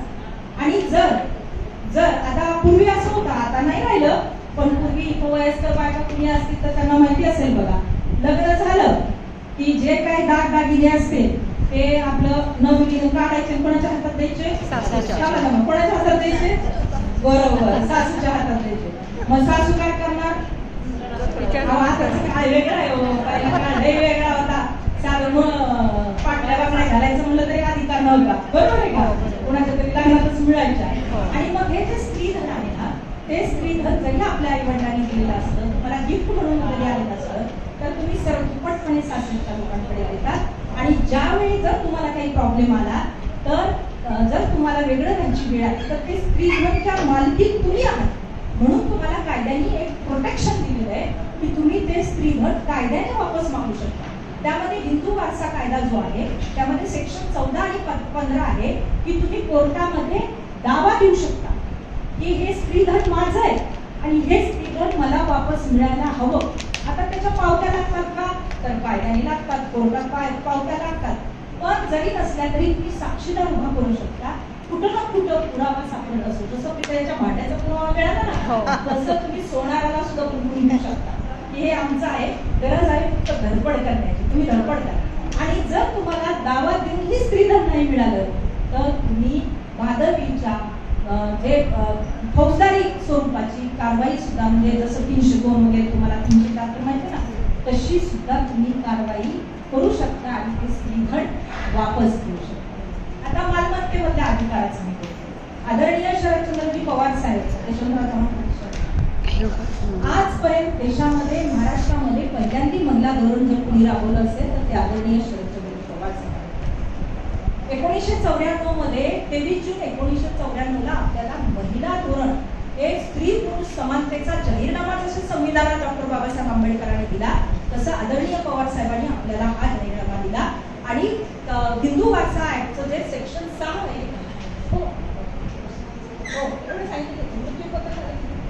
सेक्शन 6 जे आहे त्या सेक्शन 6 मध्ये आपल्याला इतके लिमिटेड राईट्स होते की मुलीला अधिकारच नव्हते हो. मुलाला होते पण मुलीला नव्हते. परंतु पवार साहेबांनी यामध्ये आमूलाग्र बदल केला आणि सेक्शन 6 नष्ट केलं आणि मुलींना मुला इतकाच जन्मताच अधिकार प्रॉपर्टीमध्ये आढळले पवार साहेबांमुळे आपल्याला. जसं घरदोगांचं पीटीआरला नाव दोघांचं लागलं पाहिजे, सातबाराला नाव दोघांचं लागलं पाहिजे, तसंच सातबाराला मुलाबरोबरच मुलगी पण आली पाहिजे, इतर हक्कात मुलगी आली पाहिजे असं म्हणतात की नाही. आता मला सांगा आपल्याला काय वाटतं, हक्क सोडपत्र एक असतं बघा, कन्सेंट संमती पत्र सगळ्यात जास्त महिलांना करावं लागतं. कारण काय माहेरच्या प्रॉपर्टी मधून हक्क सोडून द्यावे लागतात. आपल्याला काय वाटतं, नको बाबा आपल्याला लहानाचं मोठं केलं, शिकवलं, लग्न केलं, लग्नात एवढं मोठं दिलं, कशाला आता चोरी बाकडी करतोय ना भाऊ, आई वडील करतात ना, कशाला या प्रॉपर्टीमध्ये राईट सांगायचे. म्हणून आपण हक्क सोडपत्र करतो. आता हक्क सोडपत्र हे 100 रुपयाच्या स्टॅम्पवर असतं. ते नोटरीनं केलं तरी चालतं, रजिस्ट्रेशन ऑफिसमध्ये केलं तरी चालतं आणि नोटरीने केल्यावर त्याच्यावर 2 साक्षीदार असावे. हक्क सोडपत्र हे स्त्रीला अधिक करावं लागतं, कारण माहेरच्या प्रॉपर्टीमधून हिस्सा सोडून द्यावा लागतो. परंतु सोडून द्यावा असं नाही, हे ऐच्छिक विषय झाला. तुम्ही सोडून द्यायचा की नाही ते ऐच्छिक विषय झाला. त्यामुळं कन्सेंट आणि हक्क सोडपत्र करताना काळजीपूर्वक करा, वकिलाची राय घेऊन करा, फसवगिरीने करू नका. हे मला तुम्हाला इथं विनंतीपूर्वक सांगायचंय. तुम्ही आणि तुमच्या मैत्रिणीचे असे जर काही प्रॉब्लेम आले तर तुम्ही त्यांना सतर्क करा. आता लास्टचं सेक्शन आहे तुम्हाला मी सांगते. आता बहुतांश आपण बऱ्यापैकी घेतलेलं आहे सगळं. पुन्हा नंतर तुम्ही मला काही राहिला असेल तर आपण प्रश्न सोडून घेऊया. मृत्यूपत्र कोणाकोणाला माहिती आहे? मृत्यूपत्र केलं जातं. कोणी करतं का? बायका करतात का? नाही, कुणीच करत नाही. हिंदू वारसा कायद्याच्या सेक्शन 2 प्रमाणे मृत्यूपत्र करणं हे गरजेचं आणि बंधनकारक. तुम्हाला एक कारण सांगते. काय असतं माहिती का, आता समजा एकल मुलांच्या आता संख्या खूप वाढली, त्या आता काहीतरी करून कमवायला आणि 10-5 रुपये मागं टाकून कुठं घर बांध कुठं काय, म्हणजे नोटाबंदी केली म्हणून काही नोटा गेल्या पण करायला लागल्यात बायका आणि मग त्यांचं स्वतःचं घर म्हणा गाडी म्हणा त्या कमवायला. कधीच सासरच्या लोकांनी त्यांच्याकडे पाहिलेलं नसतं. तिला व्यभिचारी चारित्रहनन तिचं करतात, बाया गेली म्हणतात, कारण ती रस्त्यावर उतरून काम करते ना, नवरा मेला तरी, नवऱ्याने घटस्फोट दिला तरी. परंतु ज्यावेळी तिची शेवटची घटना येते त्यावेळी तिने मृत्यूपत्रच केलेलं नसतं आणि त्यामुळे मग काय होतं, भावाला आई वडिलांना काय वाटतं की आम्ही ह्याचे मालक, सासरच्या लोकांना काय वाटतं आम्ही ह्याचे मालक. हिंदू वारसा कायद्याचं सेक्शन काय म्हणतं, 8-10 सेक्शन काय म्हणतं की सासरचे लोक हे वारस आहे. सासरचं कुणी जिवंत नसलं तरच माहेरचे लोक. त्यामुळे मृत्यूपत्र गरजेचं आहे की नाही. त्यामुळे मृत्यूपत्र साधं सोपं 100 रुपयाच्या स्टॅम्पवर करायचं. त्याला असं काही नाही की त्याचं रजिस्ट्रेशनच असावं. परंतु कोर्टामध्ये जर ते भांडण लागलं तर मृत्यूपत्र साधं सोपं जर असेल तर ते सिद्ध करायला आपल्याला खूप वेळ लागतो. त्यामुळे जर 2 साक्षीदार असं नोटरी स्वरूपात रजिस्ट्रेशनच्या स्वरूपात जर केलं तर ते कोर्टामध्ये सिद्ध करायला सोपं जातं. आता मला एक सांगा, तुम्ही मृत्यूपत्र करून ठेवा. मृत्यूपत्रामध्ये लिहून ठेवायचं की ही प्रॉपर्टी यांना जाईल. तुम्ही दान सुद्धा करू शकता जर तुमची सेल्फ ॲक्वायर्ड असेल, कारण कमवायला आयुष्य जातं, गमवायला 1 मिनिट जातो. कुणी घेऊन टाकतं तुमची प्रॉपर्टी, असं होऊ नये यासाठी मृत्यूपत्र करा. आणि मृत्यूपत्र हे तुम्ही करत असताना मृत्यूपत्र जर तुम्ही नाही केलं आणि तुमच्या पश्चातमध्ये कुणी वारस येतं आणि ह्याचे आम्ही वारसदार आहोत, 7-12ला आमचं नाव लावा, पीटीआरला आमचं नाव लावा, बरोबर आहे की नाही. तुमच्या मनात मोह इच्छा आहे, हो तुम्हाला वाटतं माझ्यानंतर ह्याला जावं, पण तुम्ही काय कागदच करून ठेवलेला नसतो ना. त्यामुळे काय तर कागदाची भाषा बोलतो. त्यामुळे मृत्यूपत्र करणं गरजेचं आहे. आणि यासाठी सुद्धा प्रत्येक महिलेनी जर तिच्याजवळ काही प्रॉपर्टी असेल तर त्याचं मृत्यूपत्र, तुम्हाला चाहूल लागली, थोडंफार हे झालं, कुठला दुर्धर आजार लागला, काही कॅन्सर असतो, काही असतं माणसाला, मृत्यूपत्र करून ठेवा. हे मृत्यूपत्र करताना तुम्ही जर त्यात नमूद केलं असेल नावासहित ही प्रॉपर्टी याला मिळावी, ती प्रॉपर्टी याला मिळावी, आणि जर कुणी त्या मृत्यूपत्राला चॅलेंज केलं तर त्या मृत्यूपत्राच्या नुसार त्याला काही अधिकार आणि तुम्ही प्रॉपर्टीमधून बेदखल पण करू शकता बरं का. तर समजा मी माझं मृत्यूपत्र लिहिलं, मला म्हणायचं की मला तुम्हाला काहीच नाही द्यायचं, त्यांना ह्या ताईला मला काहीच नाही द्यायचं, मी त्यात लिहू शकते की माझ्या प्रॉपर्टीची एक दमडीही या ताईला मिळू नये. तर कायद्याप्रमाणे त्या ताईला मिळणार नाही, कारण शेवटची इच्छा महत्वाची असते. बरोबर. आता टाइम डिक्लेरेशन कोणाला माहिती आहे? मृत्यूपूर्व जबाब. तुम्ही ऐकून असाल बघा, हाथरसची घटना वगैरे, मृत्यूपूर्व जबाब द्यावा लागतो. मृत्यूशय्येवर प्रत्येक माणूस खरंच बोलतो असं म्हणलं जातं आणि कायदा पण 32 एव्हिडन्स ऍक्ट नुसार म्हणतो की मृत्यू. पण आता हे मृत्यूपूर्व जबाब दिले जातात का? ज्या बायकांना जाळून मारलं जातं त्या बायका खोटा जबाब देतात की नाही? कधी कधी म्हणतात चिमणी अंगावर पडली, रॉकेट पडलं म्हणून मी पडले, जळाले. कधी कधी गॅसवर माझा पदर गेला म्हणून मी जळाले. हे खरं नसतं. त्यांना जाळलेलं असतं, मारलेलं असतं. त्यामुळे मला वाटतं मृत्यूपूर्व जबाब जो आहे तो सुद्धा कायद्याने कसा घ्यावा हे सुद्धा तुम्हाला नॉलेज असलं पाहिजे. आणि जर मृत्यूपूर्व जबाब असेल तर तिच्या एकटीच्या मृत्यूपूर्व जबाबावर शिक्षा लागू शकते. त्यामुळे यामध्ये सुद्धा तुम्ही मायन्यूटली जाणीवपूर्वक पाहिलं पाहिजे. आणि मृत्यूपूर्व जबाब मृत्यूशय्येवर देताना मॅजिस्ट्रेट समोर झाला का, 2 साक्षीदार तिथं आले का, जर तिची गंभीर परिस्थिती असेल तर प्रायव्हेट दवाखान्यामध्ये सुद्धा तिला घेऊन जाऊन तिथं मॅजिस्ट्रेटला आणून मृत्यूपूर्व जबाब घेतला जातो. कधी कधी सरकारी दवाखान्यातला नाकारला जातो. म्हणून मी तुम्हाला सांगते की कायदा म्हणतो प्रायव्हेट हॉस्पिटलमध्ये सुद्धा करा जर ती गंभीर असेल तर. ह्या सगळ्या बाजू झाल्या. आता तुमच्याकडून आपण काय 10 मिनिट जे उरले, ह्या ताईंनी हात वर केला होता, ह्या ताईंनी हात वर केला. तुम्हाला जर काही प्रश्न असतील तर मला विचारा. मी त्याचे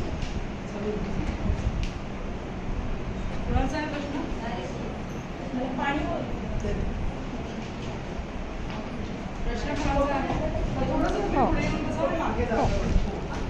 पण जागा आहे.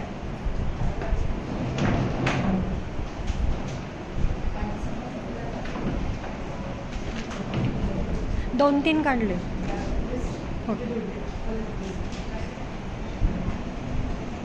किती झालं? 1 तास. नमस्कार. मला असा प्रश्न विचारायचा आहे की आता समजा मुलाचं मिस्टर नाही आणि मुलाने जर घराच्या बाहेर काढले आणि आपण कंप्लेंट दिली, पोलीस स्टेशनला कंप्लेंट दिल्यानंतर मुलाला घरी पोलीस स्टेशनला आणल्यानंतर पोलिसांनी जवळजवळ 2-3 तास त्याच्याकडे बघून घ्या. आणि त्याच्यानंतर मला पोलिसांनी PSI ठेवलं असं सांगितलं. मॅडम डायरेक्ट वकिला थ्रू कलेक्टरकडे कंप्लेंट द्या आणि त्याच्यानंतर पोलीस प्रोटेक्शन मिळेल आणि त्याच्यानंतर तुम्हाला करायचं. अशा वेळेस काय करायचं? एकदम चांगला प्रश्न विचारला. बोलण्याच्या ओघामध्ये मी विसरून गेले होते. खरंच आहे हे. काय झालंय, 498 तुमचे ना 498 भाडवी म्हणजे कलम आपल्यामध्ये देशामध्ये IPC मध्ये नव्हतं, इंग्रजांनी टाकलं नव्हतं. कारण 1860 हा कायदा आहे. परंतु आपल्या देशामध्ये महिलांनी अनेक जणींनी चळवळी केल्या आणि 498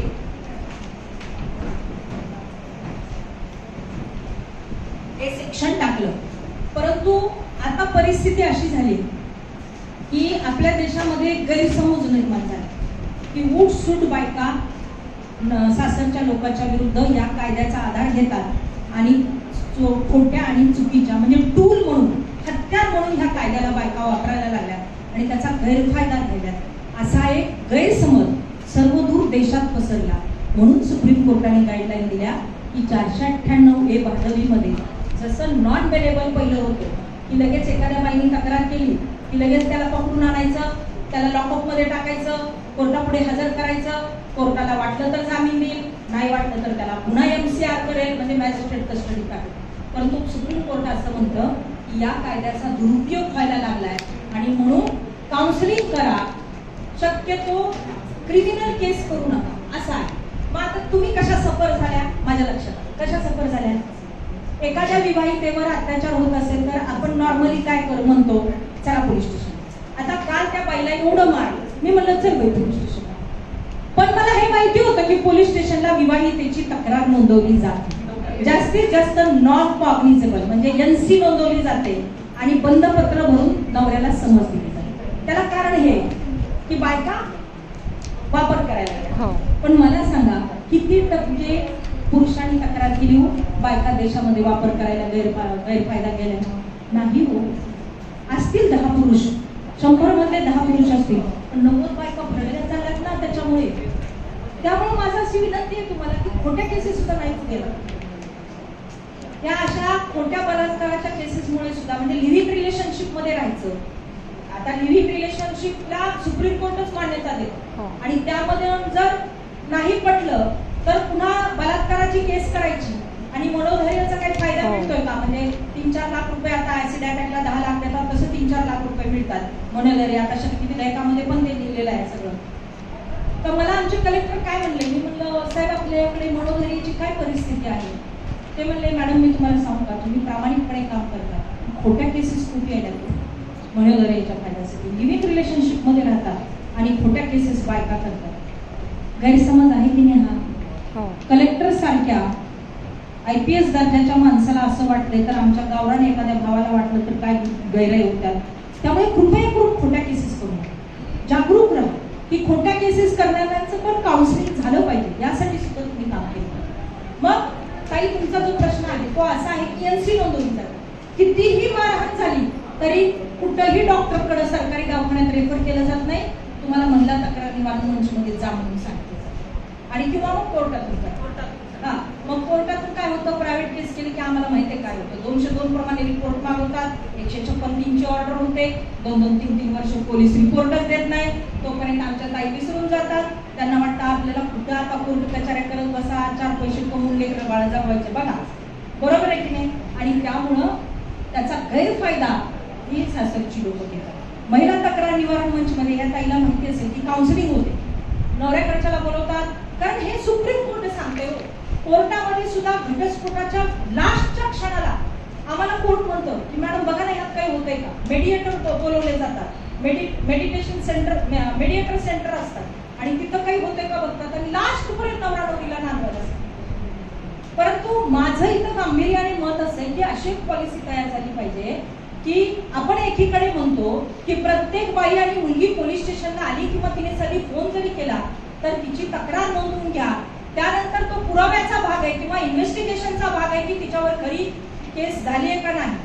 आणि दुसरीकडे ज्या विवाहिता आहेत त्यांची कुठलीही दखल घेतली जात नाही, त्यांना महिला तक्रार निवारण मंचमध्ये जायला जातं. इनडायरेक्टली आपण कुठेतरी त्याला कारणीभूत होतोय. सुप्रीम कोर्टाचा हा जो गैरसमज आहे तो दूर करणं हे सुद्धा मला वाटतं यशस्वी सामाजिक अभियानाच्या माध्यमातून आपलं काम आहे. आता जर एखाद्या पीडितेला खूपच मारलं असेल, आम्ही नेहमी म्हणतो की प्रत्येक स्टोरीच्या मागे बिहाइंड बॅक स्टोरी असते. विवाहिता जळून मेली, विवाहितेने विहिरीत उडी टाकली, विवाहितेने विष घेतलं, डायरेक्ट विष तर घेऊ शकत नाही. त्याच्या अगोदर काहीतरी घटना घडलेली असतात ना, परंतु दाद ना फिर्याद कुणी त्याची दखलच घेत नाही ना. म्हणून आम्ही पोलिसांना नेहमी म्हणतो की जर एखाद्या स्त्रीला मारहाण झालेली असेल आणि ती तुम्हाला दिसतेय, इथं मारलेलं दिसतं, इथं मारलेलं दिसतंय, इथं मारलेलं दिसतंय, तरी तुम्ही तक्रार घेत नाही. तुम्ही NCs नोंदवता, तुम्ही तक्रार घ्या, मेडिकल रेफर करा, MLC त्याचं मिळू द्या, पुढे जे होईल ते होईल ना, पुराव्याचा भाग आहे. त्रास झाला की नाही हे काम सुद्धा फार आता मला वाटतं आपल्या देशामध्ये महत्वाचं आणि तर तुमच्यासारख्या महिलांना न्याय. आणि त्यांचाच प्रश्न आहे. मला असं विचारायचं होतं मला, ते जे घर आहे, ज्या घरात त्या राहत आहेत ते घर तुमच्या नावावर आहे की तुमच्या एका मुलाच्या नावावर? मिस्टरांच्या नावाने. आणि मुलगा आणि सून त्यांना त्रास देऊन घराच्या बाहेर काढतात. तर याच्यात आपल्याला ताबडतोब काहीतरी निर्णय घेतला पाहिजे. डोमेस्टिक व्हायलन्स ऍक्ट मध्ये राहण्याची सुविधा तुम्हाला निवासाचा अधिकार मिळेल. आम्ही त्याच पण गोष्टी या प्रोसेसला वेळ खूप लागतो. आम्ही संयम फारच कोर्टात महत्वाचा. कारण तोपर्यंत त्यांनी राहायचं कुठे? कारण नोटीस लागणं, समोरची पार्टी हजर होणं, पळवाटा खूप आहे. आम्ही तो म्हणतो पळवाटामुळे ना मी तर बायकांचे केसेस घ्यावेत नाही हा विचार करा. मी रिअल बोलणारी पाहिजे. कारण काय प्रत्येकीला असं वाटत असतं की मी कुठे हेमा पिंपळे न्याय देते म्हणून मी येत असते. मला वाटतं 1 वर्ष, 2 वर्ष, 3 वर्ष, 4 वर्ष. अहो काही भादरनवरे लोक असं असतात जेलमध्ये राहतो, कोण पोडगी असते ना, आयुष्यभर पोडगी. आम्ही तर नेहमी सांगतो की मिटवून घ्या, घटस्फोट घ्या आणि पुनर्विवाह करा, काही हरकत नाही. पण ताई त्याच्यावर आपण काहीतरी केलं पाहिजे. आता त्या राहणार कुठे हा प्रश्न आहे. निवासाचा अधिकार तुम्ही कोर्टाकडून घेऊ शकता. 19 फॉर्म मला PSI काय म्हणाले, मॅडम तुम्ही वकील लावा आणि कोर्टात निवासाचा अधिकार प्रोटेक्शनमुळे तुम्ही करा. कारण हो, तिथं गेलं मी तुम्हाला सांगितलं ना निवासाचा अधिकार मिळवता येतो. कारण त्यांच्या नावावर आहे ना, त्याच्यामुळे. आणि मुलगा आणि सून खूप त्रास देतात. मिळवता येतो, तुम्ही करा, करताय, फक्त झटावं लागतं. हो ना, खरंच आहे. अजून कोणाचं दुसऱ्याचं आता तुम्ही ऐकलं असेल कोल्हापूर जिल्ह्यामध्ये हेरबाड काहीतरी एक गाव आहे तिथं ग्रामपंचायतीने ताईंनी सुद्धा पोस्ट केलं होतं सुप्रियाताईंनी, की जिथं विधवांना विधवा म्हणून संबोधलं जाऊ नये, नाही हां त्यांना सभाषणाचा सगळा अधिकार अधिकार मिळावा, मिळावा. असा एक ग्रामपंचायतीने ठराव मंजूर केला आणि ते सुद्धा तुम्ही काम करू शकता. बोला.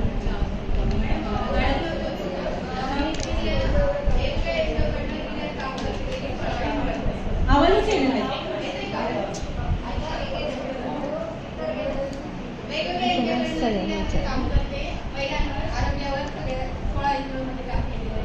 माझा एक प्रॉब्लेम आहे का माझे मिस्टर आहे ना 11 वर्षापूर्वी मिसिंग झालेले होते. माझे निरोप आला तर ते वारले, पण मी आता फ्लॅट घेतलाय ना तर तिथे पॅन कार्डवर त्यांचं नाव लागले गेलेले. तर मग ते लोनसाठी पण मला खूप प्रॉब्लेम आले का ज्या बँकेत लोन टाकलं तिथे का एक तर मुलगा पण नाही आणि मिस्टर पण नाही. आणि आता जेव्हा फ्लॅट नावावर व्हायची वेळ आली तर पॅन कार्डवर त्यांचं नाव लागलं तर ते पॅन कार्ड मला चेंज करायचं तर मी 3-4 ठिकाणी दिलं पण होत नाही ते काम. आता तुमचे मिस्टर वारले, तुम्हाला कळालं ते असेल. फक्त कळालं, पोलीस स्टेशनने मला दाखला पण दिलाय. तुम्ही एक नोटरी द्या ना करून आणि मृत्यूपत्र मृत्यूचा दाखला असतो तो मिळवा आणि तो सबमिट करा. तो नाव दाखला नाही पण मी केस नोंदवली होती ना पोलीस स्टेशनला, त्यांनी दिलाय मला दाखला. दिला ना? हो, पण मग माझं ते लोनचं पण होत नाही. आता पॅन कार्डवर त्यांचं नाव येतंय तर फ्लॅटवर पण त्यांचंच नाव लावलेलं आहे. एक ऍफिडेव्हिट करून द्या ना तुम्ही. केलंय मॅडम मी खूप ठिकाणी. हो का? मग काय प्रॉब्लेम? रिटर्न आले तर नाही होणार. त्यांच्या नावाने असतात.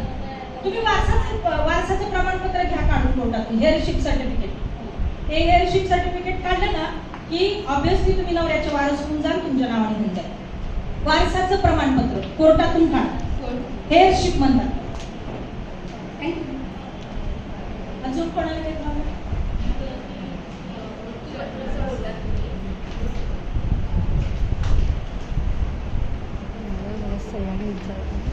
मृत्यूपत्राचं बोलला तर ते किती वयापर्यंत आपल्याला करता येईल?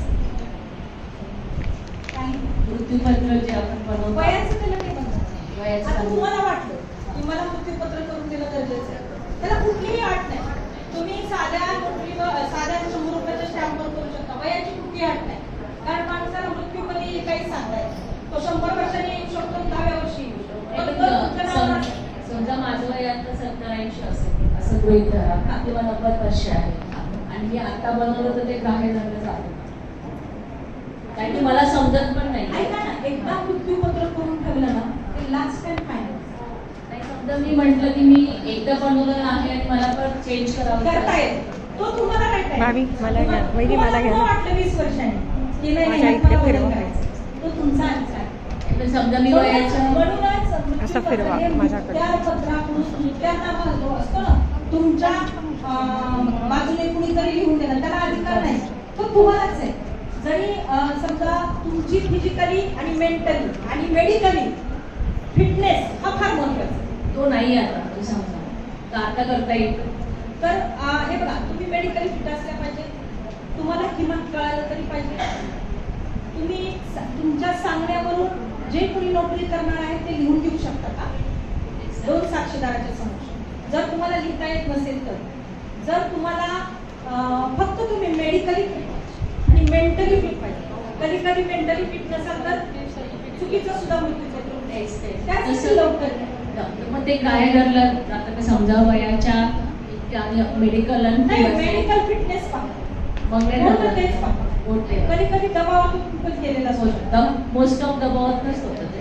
एका केसमध्ये झालं दबावातून पण होऊ शकतं. त्यासाठी थोडं अर्ली स्टेजला करायचं. करून ठेवा. मग यासाठी तर मी सांगितलं ना तुम्हाला, थोडंसं अर्ली स्टेजला. लास्ट स्टेजला हो. केल्यावर हे प्रॉब्लेम्स येणार असतात. करून ठेवा फ्लॅट व्हायच्या.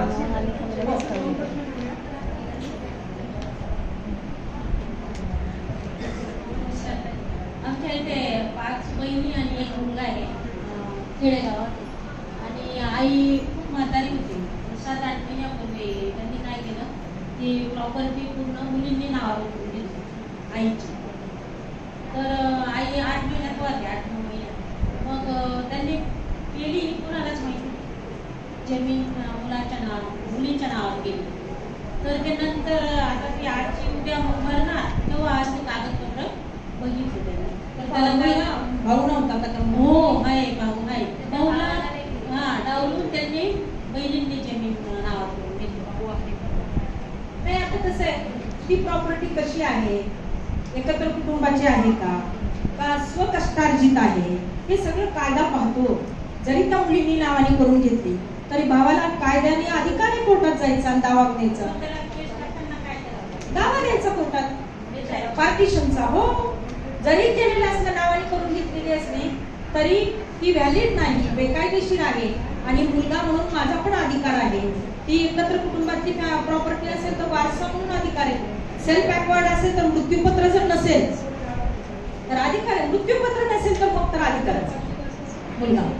आता जर समजा त्या बाईचं स्वतःच्या नावाने असेल आणि तिने लिहिलं मला मुलाला द्यायचीच नाही, मला ह्या 5 मुली काय द्यायची, कोण काय करू शकतं? फक्त नावावर करून गेलेलं वगैरे काहीच नाही. मग दावा देता येईल. दावा द्या.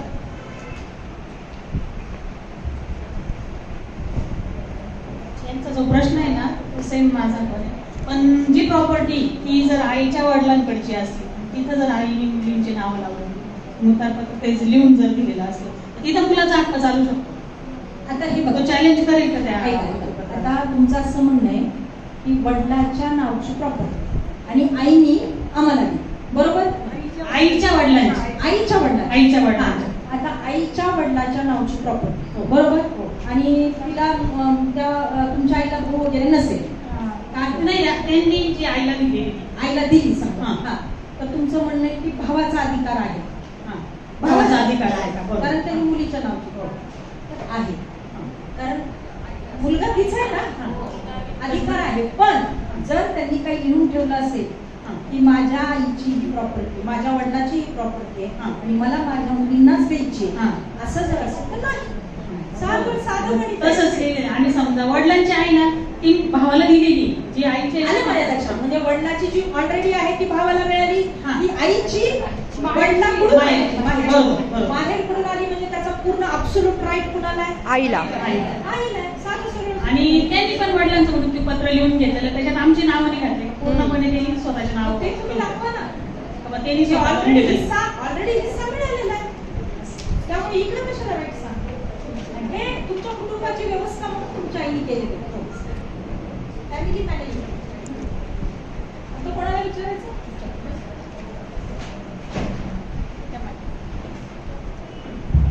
माहिती झालं. एक लास्ट यायचं कोणाला आहे प्रश्न? ते तिकडे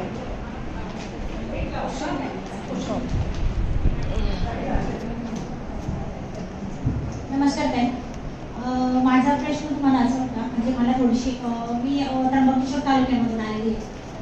तर आमच्या भागामध्ये जे आदिवासी मुली असतात, तर थोडंसं काही बाहेरचे जे पुणा, नारायणगाव इकडचे इंटरकास्ट मुली, कमी वयाच्या मुली, एजंट थ्रू त्या मुलींचा जसं आपण हे होतो तर त्या मुली करून घेऊन जात आहेत. आणि आमचा समाज म्हणजे आदिवासी समाज हा खूप गरीब, म्हणजे त्यांच्याकडे पैसा नसतो, त्याच्यामुळे कुठेतरी ते पैशापोटी थोडंसं होतं. तर त्याच्यात मला काय करता येईल? म्हणजे एकदम चांगला प्रश्न आहे. बोलण्याच्या ओघात मी खरं तर हे मेन्शन करणार होते, कारण मी नाशिकची आदिवासी स्थिती ज्यावेळी वाचत होते त्यावेळी माझ्या एक लक्षात आलं की ज्या आदिवासी महिला आहेत त्या स्वच्छती असतात, जंगलमध्ये जंगल तोडायला वगैरे जातात, म्हणून त्यांच्यावर वन अधिकारी अतिप्रसंग करतात, कर्मचारी अतिप्रसंग करतात, त्यांच्याशी घरोबा करण्याचा प्रयत्न करतात, कारण त्यांच्या बायका बाहेर असतात. हे अत्याचार आदिवासी महिलांवर खूप आहे. आणि तुमचा जो प्रश्न आहे तो एकदम योग्य आहे की त्यांना विकलं जातं आणि मला त्याच्यावरती काम करायचं आहे. त्याला ट्रॅफिकिंग ऍक्ट आहे. ट्रॅफिकिंग म्हणजे अशा प्रकारचं मानवी म्हणजे काय मानवी वाहतूक त्याच्या विरोधी कायदा आहे, त्याचा तुम्ही सपोर्ट घेऊ शकता आणि त्यांच्यावर केसेस पोलीस स्टेशनला करू शकता. हे मानवी व्यापार आहे ना, आणि हा व्यापार झाला नाही पाहिजे याच्यावर तुम्ही वचक घेऊ शकता. आता एक अजून मुद्दा राहिला माझा. झाला तुमचा प्रश्न? नाही, एक मुद्दा अजून असा होता की ठीक आहे, महिलांना अधिकार मिळालेला आहे, ऑफिसमध्ये असेल, हॉस्पिटल असेल, कुठेही असेल, तर महिला त्या अधिकाऱ्यांवरती एक आपण म्हणतो ना अलिगेशन लावतात. तर अलिगेशन लावल्यानंतर जर कायदा त्यांची इन्क्वायरी होते आणि शिस्त झालाच नाही तरी जर त्रास देत असेल तर मग त्याच्यावर मार्ग काय काढायचा? एक मिनिट. चांगला प्रश्न. सगळे चांगले प्रश्न विचारले. म्हणजे जो भाग माझा सांगायचा राहिला तो भाग तुमच्याकडून आला, त्याबद्दल मी तुमचं अभिनंदन करते. थँक्यू. की इथं मला वाटतं कंपनीज सुद्धा नाशिकमध्ये भरपूर आहेत, अनेक कंपनीज आहेत. नाही, हा प्रश्न होऊन जाऊ दे ना. सगळं अनेक एक मिनिट हा, तुमच्या प्रश्नाला उत्तर देता नाही थांबते. इथं अनेक कंपनीज आहेत आणि तुम्ही असा प्रश्न विचारला की अधिकाऱ्यावर ॲलिगेशन्स करतात. तर इथं विशाखा गाईडलाईन म्हणून आपल्याकडे गाईडलाईन आहे आणि त्यांनी 2013ला आपल्याला असं सांगितलंय की जर कंपनीमध्ये खाजगी आणि सरकारी सगळ्यांच्या सह्या आहे 10पेक्षा जास्त जर महिला कर्मचारी असतील तर त्यांना एक विशाखा गाईडलाईन म्हणून इंटरनल कमिटीची स्थापना करा आणि त्यामध्ये अध्यक्ष एक महिला असली पाहिजे आणि अशा तक्रारी त्या तिथं इंटरनल कमिटीकडे गेल्या पाहिजे आणि मग त्या अधिकाऱ्यावर असेल नाही तर कोणावर असेल आणि जर तिथं काउन्सिलिंग करून नाही भेटलं तर त्याची कंप्लेंट करावी असा कायदा होतो.